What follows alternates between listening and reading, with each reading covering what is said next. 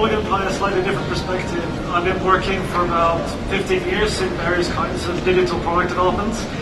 And something that's been sort of on my mind for quite a long time is around how do you find direction and how do you actually ensure that you can, with repeated process, go through a good product development process. Now, so my name is Lars, and I am a product lead at ustwo. I thought that would be quite a boring introduction, so I added a few things about things that I care about. My screen vanished. So, just a few things that I think about and things that matter to me is that I put people, but what I mean by that is more the value in people, how we spend our time and how we appreciate and value the people that we design for, etc. I put sustainability because I think that we're sort of going on a downward spiral on that one, and I think that we have a lot of responsibilities as designers and as product developers to think about that and how we leave something positive behind that is better than what we came to. Crafts and culture, because I think it's something that kind of captures the time that we live in, the things that we create, that captures the spirit of the time in a way. And similarly, photography, which is a small niche interest of mine, but again, it's something that captures the time that we live in and becomes an interesting record. And why do I tell you about that? Well, because some of those things that are of personal interest to me will shape and influence the thing that I work on. And that is true whether it's on a personal level or if it's on a company level. I work with these people. So ustwo used to be quite a small design studio once upon a time, and we've grown quite substantially. So we now have studios in 4 different countries, and we have about 230 people. Always slightly confusing with the name ustwo because people think we're a very small company, but the reason for the name ustwo is because there's 2 founders that originally set up the company. And we're quite a diverse bunch of people as well. We're about 26 different nationalities within those 230 people. I'm not planning to spend a lot of time talking about our work, but I thought I'd give you some sort of context of what we do. So a big portion of what we do is actually client service work, where we work together with companies to develop products together with them in partnerships. We used to be slightly more design focused before, but we've ended up in a situation where we tend to look a little bit more at the broader picture of developing the whole product these days. And well, the type of work we do is in different industries: banking, retail, automotive, a number of different areas. More importantly, I guess some of you might have seen this game. It's Monument Valley, that we released about a year and a half from now ago. And it's always been an important part of what we do is we work with our own products. Initially, mostly as an experiment, as a way of learning, to understand what it involves to take products ourselves to the market. So Monument Valley inevitably have been a big success for us, and it's built up a reputation for the company. It is still a very small part of what we do, and we do a lot of other things. And we have also released a couple of other products that maybe got a little less attention, such as Mood Notes, which is kind of a journaling for your moods to be able to track and understand how you react. And it's particularly healthy for people, particularly helpful for people with mental difficulties and so on, to be able to track and follow up on their moods. And we've just released, I think it was a day or 2 ago, an app that's called Pause. That's again about finding mindfulness and finding a bit of space to sort of breathe and get perspective when you're working. There's one product that's actually moved a little bit from one category to another, which is into ventures. So we've been working with something called Wayfinder, which is kind of navigation for vision impaired people in the public transport. That was kind of moved into this category now, which is venture. It's become a non-profit venture that we've done in collaboration with the TfL, which is the public transport system in London. Otherwise, the most bigger venture that we've been involved in is Dice, which is a music ticketing app that basically enables you to discover music, buy tickets from venues, and essentially bring your mobile app as the tickets to the venues themselves. But what I was planning to talk to you about today is, at least for the time being, not so much about ustwo, but more a little bit of a journey that I've been on myself in reflecting upon the work that I've done. And it's been a kind of a journey thinking about what does it take to deliver products to the market. It's been more about, not so much about what is a good product, but more about what are the ingredients that will make a successful product, a successful product team. I've got the word successor here. That's a term that we use quite a lot in ustwo. It's a term that Mills, our CEO, he created once upon a time because he feels that even if we have failures, there's always some level of success in that we learn something and we can bring it to something new. So, once upon a time when I entered university, I was fairly confused. I didn't really know what I wanted to do, and as a consequence, I started listening to people, and I eventually ended up in business school because that was supposed to be whatever gave me the most flexible options, so I could do whatever I wanted in the future. And that, of course, didn't prove to be true. Because later I found I would kind of like to be an architect, and business school was completely useless for that purpose. But nevertheless, I learned a few things in business school, and I managed to bring with me two things that's kind of been really important to me. One thing was that technology has the ability to make quite a big impact on our lives, both in terms of how we live and how we work. So that was something I was quite fascinated about and wanted to work further with. Secondly, ventures was something that I came across in business school, and I found it quite intriguing how people can, with very limited resources and small teams, accomplish quite amazing things. So that was something that made me quite curious. Now, I didn't end up setting up my own startup at the time, but I joined a startup, and Anoto was a company that had a quite fascinating technology about digital pen and paper. So it allowed me the opportunity to see a venture from inside and to explore a technology that was quite different at the time. So we started out with quite a grand vision. We had the idea of bringing handwriting from paper basically into our mobile devices, our computers, to make a more emotional way of communicating.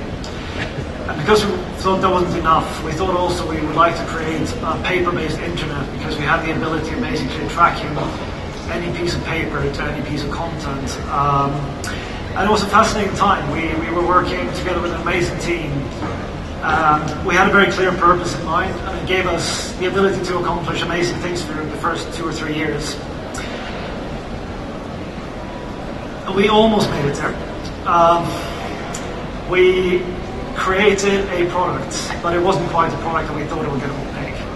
We ended up going through repeated mistakes of trying to launch a consumer product that turned out to be a too big pen that was too expensive and nobody really saw the purpose of it. So at the end of the day, it ended up being a product that was very useful for something completely different, which was about tracking parking tickets, checking gas inspections, etc. And in all fairness, there's nothing wrong with that, but we kind of deviated from our vision, and it was something quite different. And gradually, a big part of that team started drifting away onto leaving the company. Now, my naive analysis at the time was that it was all about bad design, and we should have been able to listen to customers at an earlier stage. We should have actually paid attention to what they really wanted to do. I think the real story, which I kind of uncovered later, was that it was a lot more about distractions. We started out with a very clear purpose. That purpose kind of became secondary as we started working, because we got into funding rounds of some 25-30 million euros every time. It was a lot of money we went through. And that was kind of required because it was a hardware business as well, and there was quite substantial investments in it. But I think going through these funding rounds kind of took us away from our original purpose. And it became a little bit of this and a little bit of this.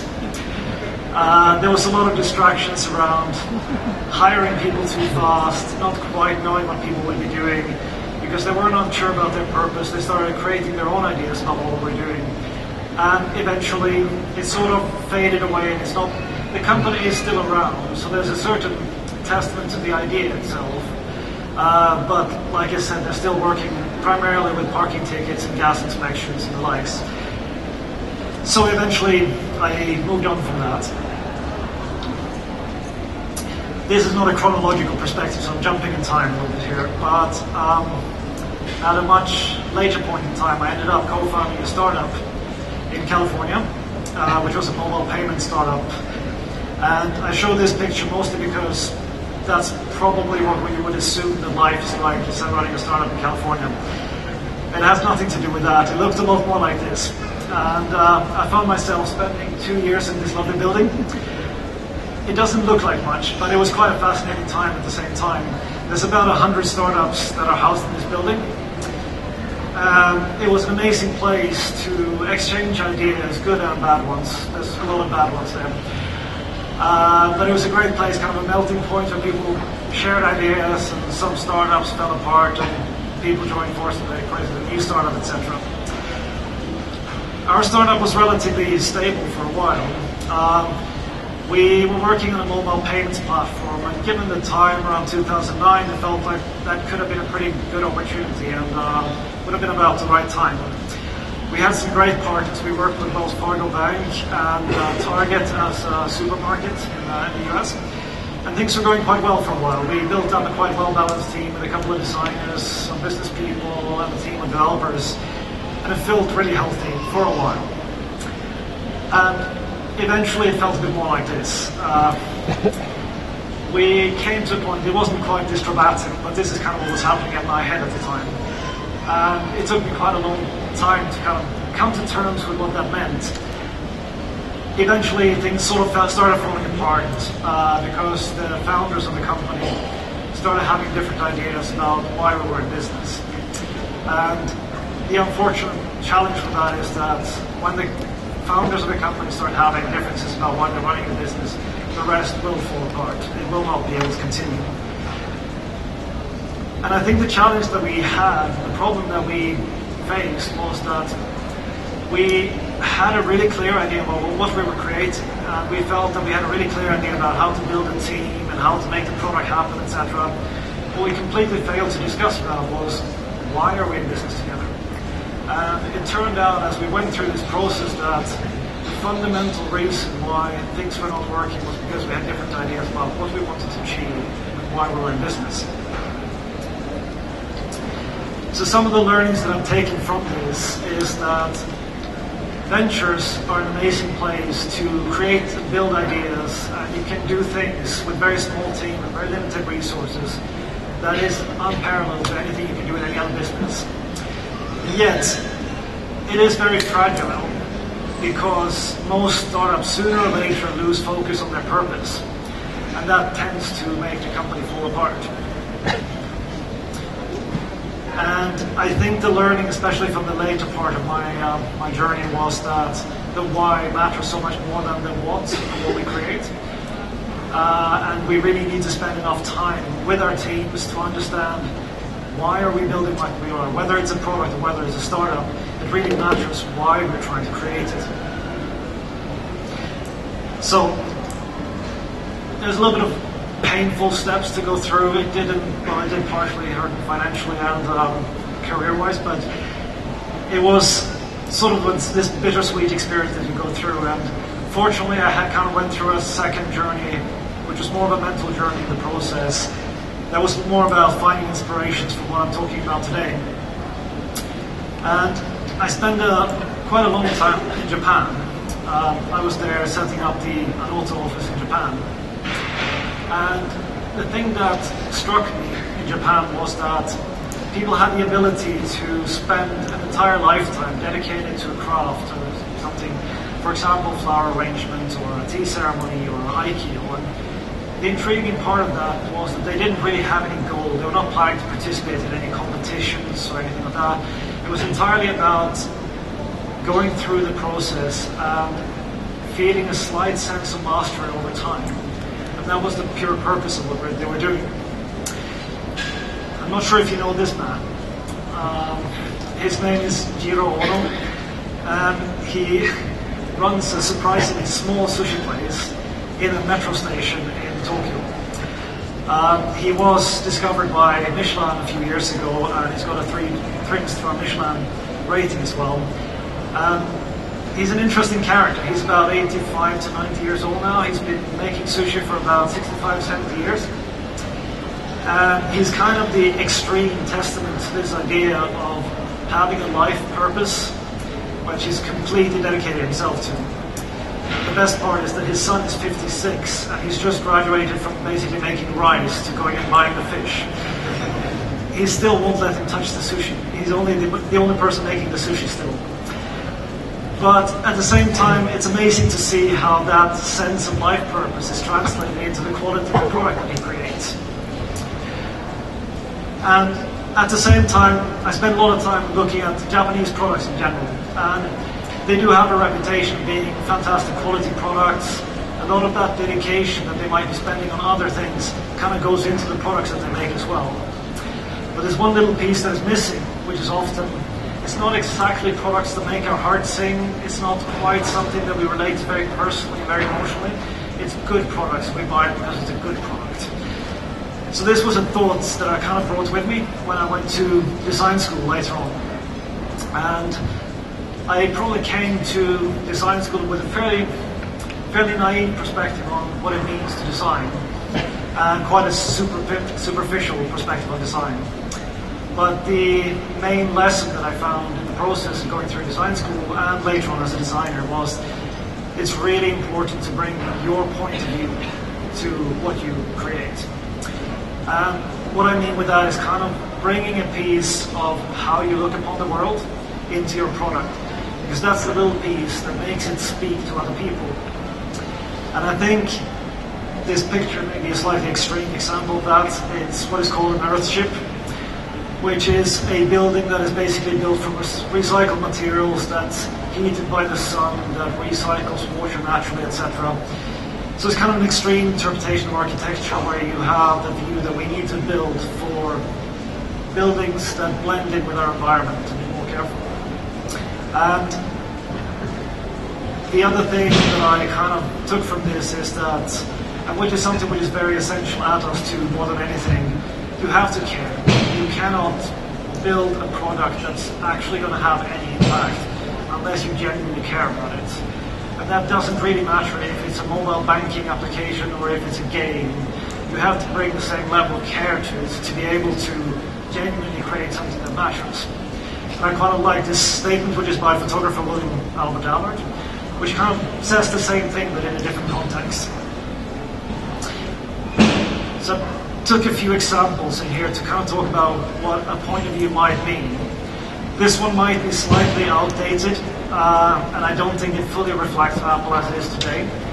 But I think Apple had a very clear point of view on the computer market in the 80s, and what was making Apple different from the typical computer market at the time. And I think there's a piece of that that's still in the DNA at Apple, but obviously the company looks very different today. Another company which is quite fascinating is Tesla, who have taken a product that we kind of looked at as a bit mediocre, the electric car, you might barely be able to go shopping with it because it has such a short reach, etc. And they've translated it into something that has changed our perception of the vehicle itself. And it also kind of makes a statement about how we have a need to look at the environment and the sustainability aspects of cars, at the same time as who says we should compromise and who says we shouldn't have fun. Another product which has a little interesting connection to Portugal, I believe, as well, which is actually a Dutch product, Fairphone. And I believe the software is made in Portugal, if I'm not completely wrong. They also taken an interesting perspective on their product, which is again a little bit maybe on the sustainability aspect, but they looked at it slightly differently. So they looked at the full supply chain of what is a mobile phone. And they've considered where does the metals come from in the phone? How is the method of manufacturing? How can we have components in the phone that could potentially be upgradable and reusable? And how can we recycle the entire phone? Which also applies a very interesting point of view on how they think about the product. Finally, I wanted to give you a point of view that's slightly different. It's not a particularly bold point of view, it's a pretty simple point of view. but it's a very consistent point of view. Like as a camera manufacturer have always focused on the photographic experience and the essence of taking a picture, which is never been carried away with technology or fashion. It's always gone back to its essence. And I think it's interesting that in 2014, I believe this camera was launched, they're launching a digital camera that has no screen. And the reason for that is that you go back to the essence of taking the image while at the same time having all the digital features in there. So it is still a digital camera, you can still do post-processing on it, etc. But it captures the essence of photography. Very long quote, unfortunately, but a very important one, by David Packard, who's one of the founders of Hewlett-Packard. And he kind of talks about the misconception of business for the purpose of making money, which is often a reasoning that we encounter when we talk to clients as well, that we have to focus on the thing that's revenue generating. But what we miss with that is then that most businesses are not actually built to make money. Money is a fundamental thing that we need to be able to make the business work, but there's usually a different underlying reason to why we're in business. And it's really important that we go back to that. So, in summary, I believe that purpose matters very much to the products that we work with. Sometimes purpose can be the end goal in itself. And that is something that is reflected in us too, actually, the way that we work, the way that the company was set up. So our two co-founders, Mills and Sings, they do have real names, but everybody knows them by Mills and Sings. Their idea is not exactly to build a company and sell it off and move to a tropical island. It's not about having studios in 20, 25 countries, be big and dominating. It's about creating a space where we can build good work and we can work with people that we really care about. And it matters quite a lot because it creates a space where people come not thinking too much about the future, what's going to happen, are we really doing the right thing for the company, but they're actually thinking about the work because that is the essence of why we're there. And like I said, it's really important to bring a point of view to what you work with because that is the little piece in your products that speaks to the customers, that speaks to the end users. And it's important to have a really proper, clear understanding of our reason for being as a business. Not just the goals that we set out for ourselves or the strategy that we set out, but what is our real reason to be as a business. So, since I came to us too, I kind of got reason to revisit a lot of these ideas and think about what does that really mean? What is it about us too as well that enables us to quite successfully, repeatedly do products that are perhaps not always Monument Valley, but half-decent product that people are quite happy with, independent of what field they're in. So the things that we as a company stand by are some of these things. And this is not something that we sat down 5 years ago and we wrote down and we said, well, these are the things that we should stand by. This was more a way of trying to capture what we already were. So we were kind of observing who we are as people, observing what we care about and what is important to the business, and trying to translate that mostly for the purpose of being able to share it when we get new people joining the company, etc. And another important thing for us is that we feel that it's really important that we invest as much time into designing ourselves as much as designing the products that we work with. And it's always been a really important thing in us too that we always challenge the way that we are and think about, is that the right thing for the future, or do we have some areas where we need to rethink? And this has been continuously going on, that we keep on challenging, sometimes a little bit too much, but we keep on questioning who we are. And right now, for example, there's a lot of conversations around diversity and gender issues, where we feel like we're doing okay, but we could definitely be better on that front. So it is important to go back to the core question about why are you in business? I'm surprised at the amount of times that I've talked to clients who don't really have a clear idea about why they're in business. They've been given instructions to do something, and that's what they're working with. But But it's always really important, whether it's on a business level or if it's on a product level, to step back to that idea about why are we in business or why are we building this product. The next little trick with that is that ultimately you need to do something that actually matters to your customers.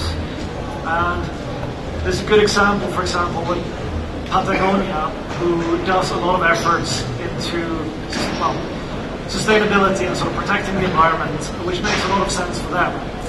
Now, I would imagine if you take a brand like Ferrari, that wouldn't quite resonate with their customers the same way. So depending on who you are as a company, you kind of need to define that in relation to your customers as well, and something that resonates with them.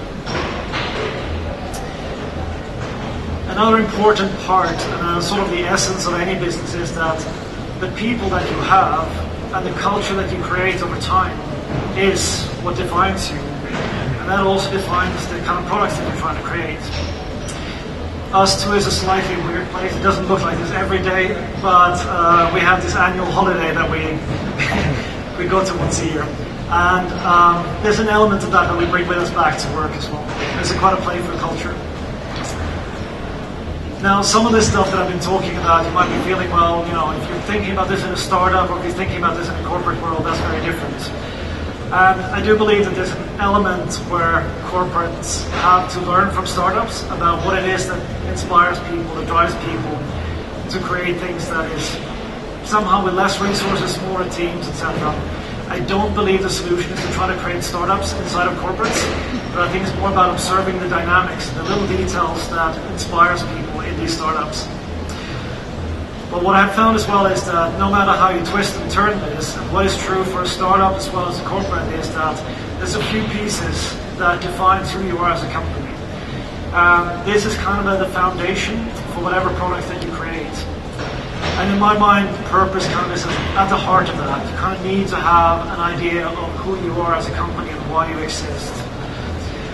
Looking at getting the right people is important, attracting the right people is important, but if you don't have a clear idea of why you exist, it's very difficult to attract those people. And likewise, of course, if you don't have the right people, you'll be struggling to achieve your purpose, etc. But ultimately, these pieces create your culture, and that's kind of something that ustwo have been doing over time, but not fully consciously, just kind of intuitively building on getting the right people into the company, making sure we make the most of the people that we have, and always having a somewhat clear purpose about why we're there to start with. So, this might be slightly higher level. I'm just talking about the business as a whole. Some of you might feel that it's very difficult to influence the work on that level, but I would sort of challenge you to think about how does this affect the work that you do? Because if you have a company that is not clear about your direction, then you will be struggling to create some really good work. And I'll make an attempt to kind of talk a little bit about how we translate the idea of purpose also into the actual product development. And I could have been talking quite a lot about these kind of things around lean campuses and how we work in Agile, etc. And we do. We try to apply that very rigorously but flexible at the same time on different projects that we work on. The reason I didn't talk so much about that today is because this kind of addresses more the what and the how we develop things, and it doesn't fully address the why. Interestingly, as Roman was talking a little bit about strategy and vision before, I could have been talking about strategy and vision. The reason I don't do that is because I feel that the vision and the strategy that we create is kind of a projection into the future that we would like the future to look like. And it's always quite difficult when you try to create these statements internally. There's a lot of people involved, and ultimately you end up with something that's not quite clear and it's very difficult to follow. I feel that the idea of purpose is something that we don't necessarily create, but it's something that we bring with us as a foundation to create a strategy upon. And it's much easier to go back to the reason for existing, the reason why we come to work, the reason why we build the products that we do, than a strategy that we articulate based on so many different complex parameters. So this is kind of the model that we try to apply, sort of how we apply purpose in the work that we do. I've sort of borrowed it from a company called, or a creative learning program in Denmark that's called Cowspilot. which is something I definitely recommend you to take a look at. It's been an amazing experience for our team to go through that. But this picture is trying to capture the idea that when you lead a team, you need to start with a purpose in mind, the purpose of why you're creating the product that you do. Once you have that really clear, then you can create frameworks around this, kind of the rules and the structure that enables you to come back and revisit that purpose. And there's another interesting ingredient, which is what they call drama. When we set out to create a new product, we don't generally know what's going to happen. We think that we do, but every time things happen. And it's really important that you kind of embrace that from the beginning of the project. You kind of open yourself up to interact with and try to make the most of drama. So, when I talk about purpose, how do we actually think about that on a product level? Well, again, same thing. You need to go back to the question of why does this product really serve a purpose? Why does it have a reason to exist? Not only the what, which is what we always spend our time on usually. Making sure that you bring a point of view to what you're working with. It is beneficial to work with lean canvases. It's important to work in sort of these lean iterations, etc. The challenge is if you don't bring that ingredient into the product, it's likely to be a fairly bland product at the end of the day. And make sure that you kind of bring into the product as well a sense that you genuinely care. And it sometimes doesn't matter what you care about, but you have to care about something. You need to show that you do. I put the picture of Monument Valley here because it's been an interesting journey for them as well, when they started building upon a game. And what they had in the beginning was the idea that they wanted to create a truly sort of unobtrusive experience, a genuinely beautiful experience in a game. And it helped them, of course, decide on certain things like not putting advertising into them, things like that. But also as they started building the plot, they started getting gradually more complex. They realized they need to sort of trim it back and go back to its original purpose. And it became this game that was only exactly what it needed to be and nothing more. It could have been things around monetization, it could have been adding things at different levels, but they decided to just sort of take it back to this core purpose. When I mentioned about frameworks before, that's kind of where things become a bit more practical. And when we talk about lean startup methods, working in Agile, Scrum, etc., this is where we bring that in. Once we've got a clear purpose that we're working around, we try to apply an appropriate set of frameworks to the projects that we work with. I guess because we work with external clients, we kind of have to think quite flexibly about that. So each client has different levels of understanding and experience of this before. They have different levels of flexibility and adapting to it. So we try to apply this quite flexibly depending on what's appropriate for each client. But there's also important pieces of this, which is around communication and the tools that we choose to work with. I put this application up here, which was an application we worked with together with Jaguar. It was released just a couple of weeks ago. And it was a very simple project, but it was an attempt where we kind of also tried to share some of our learnings in terms of Agile and how we work with products. But we didn't really want to set up a too complicated structure to it. We didn't want to have a too rigorous Scrum process to it. So we ended up finding a nice sort of balance between some little regular ceremonies and some tools that allowed us to have a regular communication, etc. But this is something we implement very differently depending on the clients that we work with. And the drama, like I said, this is a quote from David Starcombe, from one of the creators of Cowspilot, where he talks about the real difference between teams that tries to avoid drama and the ones that interact and embrace drama is that that's where you find these serendipitous moments, the little challenges that actually makes a difference in the end product that you create. And it's really important that you do embrace those ideas and that you kind of go with an open mind into that as a project team. So tying these little pieces together, I feel that we shouldn't underestimate the importance of shaping the business that we work within, to define really clearly about who we are as a business and why we're in business.